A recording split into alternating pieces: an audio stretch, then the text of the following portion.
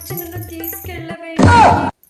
ఎందుక ఈ ఇంట్లో పొద్దున్న 5 గంటకి లేచి అందరికి కాఫీ పెట్టి పూజ చేసి వంట చేసి తర్వాత అందరు బట్టలు ఉతికేసి ఇల్లంతా క్లీన్ చేసి ఇదంతా పని నేను ఒక్కదానివే చేయాలి. పోతే పోని రోజు చేసుకుంటూ ఎలాగో అలవాటు అయిపోతుందని దాన్ని వదిలేద్దాం. కానీ ఇదంతా చేసిన తర్వాత కొద్దిసేపు బయట వెళ్ళి పానీపూరి తినేసి వద్దామంటే దానికి కూడా వదులుతుంది. ఓకే పోతే పోని ఇంట్లోనైనా చేసుకొని తిందామంటే దాన్ని కూడా చేయకూడదంటారు. నీకే తెలుసు కదా నేను పానీపూరి తినలేక ఉండలేనని. నేను ఎలా ఉండాలి? పానీపూరి లేక ఉప్పు లేని వంట అయిపోతుంది నా లైఫ్. పానీపూరి లేక పానీపూరి తినలేక ఉండలేనమ్మా. పానీపూరి లేని నా బతుకును కొద్దమ్మా. ప్లీజ్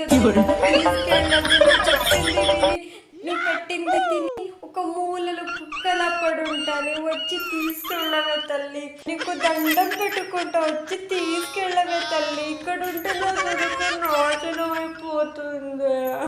ఊరుకోవే ఊరుకో, నేను ఉన్నాను కదా, నేనేదో సాల్వ్ చేస్తాను. నువ్వు ఏడుస్తుంటే నాకు ఏడుపు వస్తుంది.